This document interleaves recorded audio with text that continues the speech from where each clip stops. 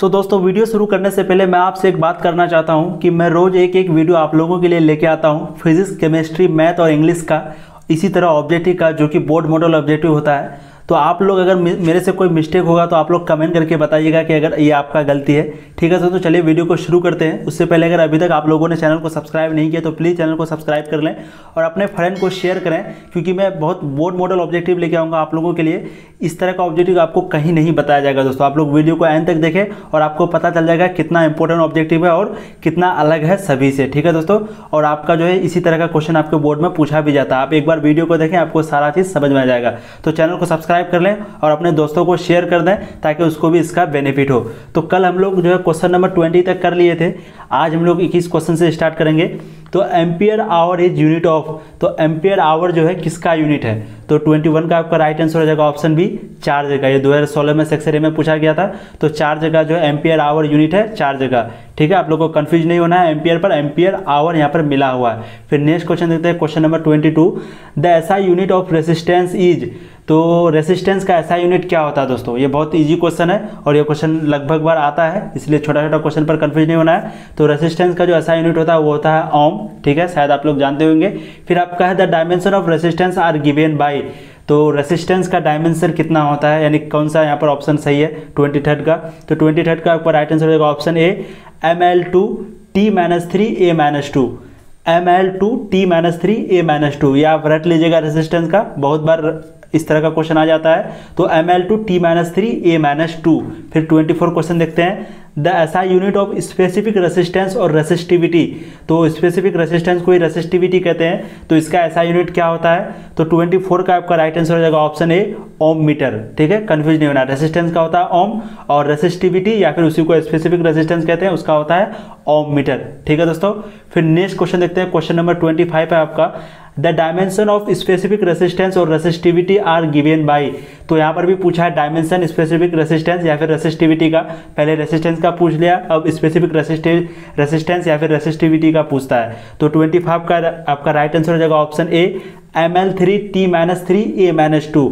ml3T-3A-2 आपका right answer होगा option A. किसका रेसिस्टिविटी है ये, सॉरी किसका डायमेंशन है ये? रेसिस्टिविटी का। ठीक है, फिर नेक्स्ट क्वेश्चन देखते हैं, question number 26, you are given 3 resistance each of 1 ohm, the minimum resistance obtained from their combination is।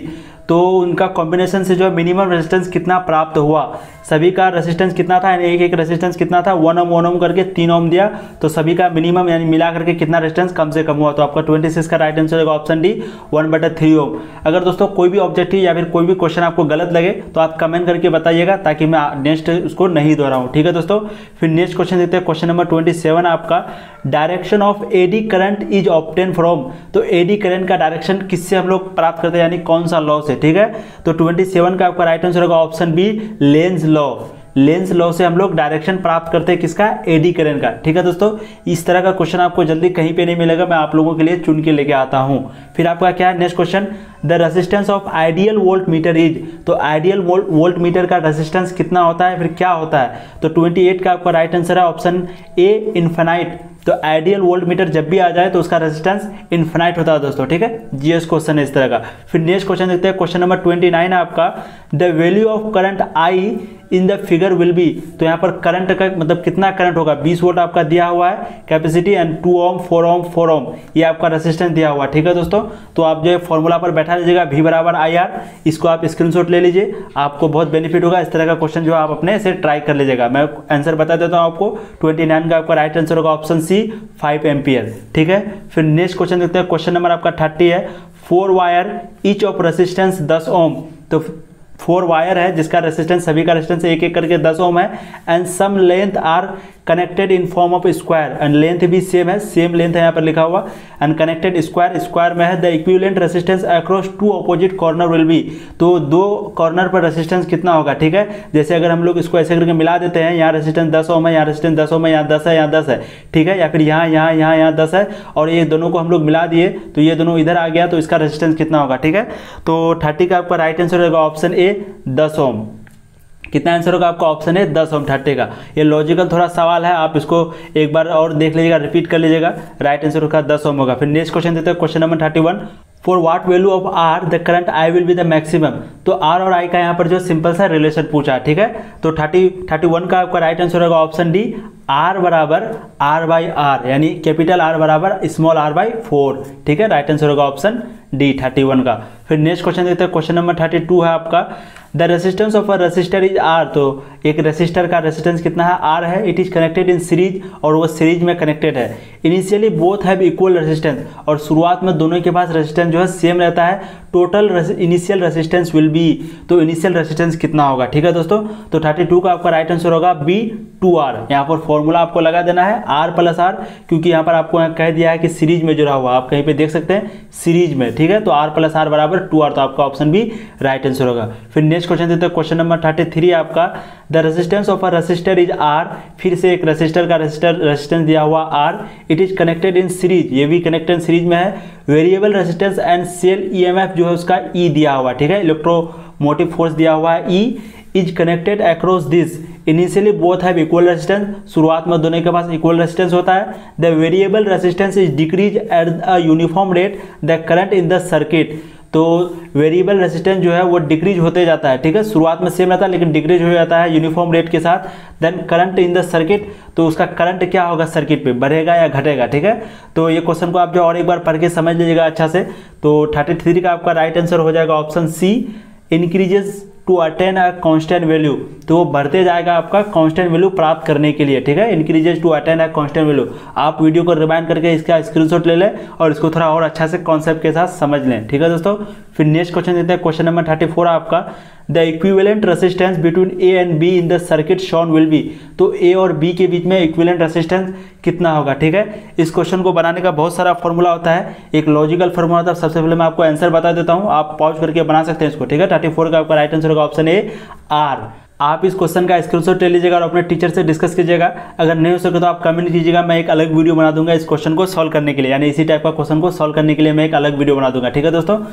तो ये जो है आप बहुत इंपॉर्टेंट क्वेश्चन है, बहुत बार इस तरह का क्वेश्चन पूछा जाता है, लेकिन आपका राइट आंसर होगा ऑप्शन ए, आर। फिर 35 का देखते हैं, ये भी क्वेश्चन उसी तरह का है। क्या है आपका question, which of the following value of x will be excuse number current is the galvanometer. तो ये गैल्वेनोमीटर दिया हुआ है, ये भी फॉर्मूला पर पूरा बनेगा। अगर इस तरह का क्वेश्चन आप चाहते हैं तो आप जो कमेंट करके जरूर बताइएगा, मैं कल ही इस तरह का वीडियो बना दूंगा आपके लिए, ठीक है।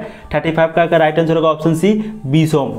आप बना भी सकते हैं इसका स्क्रीनशॉट लेकर के, तो राइट आंसर होगा आपका 20 ओम। फिर हम लोग नेक्स्ट क्वेश्चन देखते हैं, question number 36, the temperature coefficient of resistivity has the SI unit. तो टेम्परेचर ऑफ कोएफिशिएंट यानी टेम्परेचर कोएफिशिएंट जो है कितना रेसिस्टिव होता है, उसका एसआई यूनिट कितना होता है, ठीक है। टेम्परेचर कोएफिशिएंट ऑफ रेसिस्टिविटी का एसआई यूनिट क्या होता है। तो 36 का आपका राइट आंसर होगा ऑप्शन बी, पर के, ठीक है। क्या होता है आपका ऑप्शन बी, पर के। ये भी बहुत इंपॉर्टेंट क्वेश्चन है। फिर नेक्स्ट क्वेश्चन देते हैं, question number 37, if temperature be increase by 3 degree Celsius the value of coefficient of resistive will be. तो टेम्परेचर को अगर बढ़ाया गया 3 डिग्री सेल्सियस से, देन उसका इफिशिएंट यानी कोएफिशिएंट ऑफ रेसिस्टिविटी कितना होगा, यानी इंक्रीज होगा या बढ़ेगा या सेम रहेगा। तो 37 का आपका राइट आंसर हो जाएगा option C, remains almost the same. तो वो हमेशा सेम ही रहता है, ठीक है। चाहे 3 डिग्री से सेल्सियस से बढ़ा या फिर 4 डिग्री से, वो हमेशा क्या रहेगा, सेम रहेगा। आपका ऑप्शन सी राइट आंसर होगा। फिर नेक्स्ट क्वेश्चन देते हैं, क्वेश्चन नंबर 38 है आपका, the temperature of an electric bulb after it is switched on. जब हम लोग इलेक्ट्रिक बल्ब को, उसका टेम्परेचर क्या होगा इलेक्ट्रिक बल्ब का, जब हम लोग उसको स्विच ऑन कर लेंगे, ठीक है। स्विच ऑन करने के बाद टेम्परेचर कितना होगा। तो 38 का आपका राइट आंसर हो जाएगा option D, first increases and then becomes contact. ये शायद कांस्टेंट होगा दोस्तों, यहाँ कॉन्टैक्ट नहीं है, ठीक है। तो फर्स्ट इंक्रीजेज पहले बढ़ता है, फिर जो है कॉन्टैक्ट यानी कांस्टेंट हो जाता है, ठीक। फिर नेक्स्ट क्वेश्चन देते हैं, क्वेश्चन नंबर आपका 39 होगा शायद। 39 आपका क्वेश्चन है, the heat produce by 100 watt heater in 2 minutes is equal to. तो 100 वाट हीटर है, उसके द्वारा हीट प्रदान किया गया 2 मिनट्स में, कितना प्रदान किया गया, ठीक है। तो 39 का आपका राइट आंसर होगा ऑप्शन डी, 12 इंटू 10 पे पावर 3 जूल। 12 इंटू 10 पे पावर 3 जूल आपका राइट आंसर होगा, यानी 2 मिनट में 100 वाटर का हीट 12 इंटू 10 पे पावर 3 जूल का क्या कहता है, हीट प्रोड्यूस किया। फिर नेक्स्ट क्वेश्चन देते हैं, question number 40, what is the resistance of a 1000 watt heater mark for 230 volt. यानी कि कैपेसिटी है 230 वोल्ट का और 100 वाट का हीटर है, तो उसका रेसिस्टेंस कितना होगा, ठीक है। तो 40 का आपका राइट आंसर होगा ऑप्शन डी, 52.9 ओम। कितना होगा आपका ऑप्शन डी 52.9 ओम। फिर नेक्स्ट क्वेश्चन देखते हैं, क्वेश्चन नंबर 41 आपका, which of the following relation is called as a current density. तो निम्न में से कौन सा रिलेशन है जिसको हम लोग कहते हैं करंट डेंसिटी, ठीक है। यहाँ पर रिलेशन पूछ रहा है, थोड़ा लॉजिकल सवाल है। तो 41 का आपका राइट आंसर होगा ऑप्शन ए, आई बाटा ए। आई बाटा ए जो आपका क्या कहलाएगा यहाँ पर, करंट डेंसिटी, ठीक है दोस्तों। फिर नेक्स्ट क्वेश्चन जो है ये भी उसी तरह का क्वेश्चन है दोस्तों, आप इसका स्क्रीनशॉट लेकर के खुद सॉल्व कर लें, ठीक है। मैं आपको आंसर बता देता हूँ। 42 का आपका राइट आंसर होगा ऑप्शन डी 2.0 एम्पियर। क्या होगा आपका ऑप्शन डी 2.0 एम्पियर। फिर नेक्स्ट क्वेश्चन देखते हैं, क्वेश्चन नंबर 43 आपका, resistance of a rod is 1 ohm, it is bent in the form of square. तो एक रेसिस्टेंस है का मतलब रोड का रेसिस्टेंस है जो 1 ओम है और वो स्क्वायर बनाया हुआ, ठीक है। What is the resistance across and joining corners. जब हम लोग दोनों कॉर्नर को जोड़ देंगे तो उसका रेसिस्टेंस कितना बनेगा। तो 43 का आपका राइट आंसर होगा ऑप्शन सी 3/16 ओम। क्या होगा आपका ऑप्शन सी 3/16 ओम राइट आंसर होगा, ठीक है। फिर नेक्स्ट क्वेश्चन देखते हैं, क्वेश्चन नंबर 44 जो आपका 2017 सेक्शन ए में पूछा गया है कि the material use in electric heater is. तो इलेक्ट्रिक हीटर में कौन सा मटेरियल यूज होता है, ठीक है। तो 44 का आपका राइट आंसर होगा ऑप्शन डी नाइक्रोम। क्या होगा आपका ऑप्शन डी नाइक्रोम, यानी नाइक्रोम जो है आपका इलेक्ट्रिक हीटर में यूज होता है। उम्मीद है दोस्तों आपको वीडियो अच्छी लगी होगी। अगर अच्छी लगी है तो वीडियो को लाइक करें और शेयर करें अपने दोस्तों को, क्योंकि अभी बहुत टाइम खत्म हो गया दोस्तों, मात्र 6 महीना बता, तैयारी करना बहुत जरूरी है। तो अपने दोस्तों को शेयर करें और चैनल को सब्सक्राइब कर लें। इसी तरह का वीडियो मैं रोज इस टाइम पे 6 o'clock को अपलोड करूंगा। आज थोड़ा देर हो गया, मुझे काम पड़ गया था, ठीक है। तो मैं रोज 6 बजे अपलोड कर दूंगा इसी तरह का वीडियो, और आप अपने दोस्तों को शेयर कर लें और चैनल को सब्सक्राइब जरूर कर लें दोस्तों, ठीक है। तब तक के लिए जय हिंद, वंदे मातरम।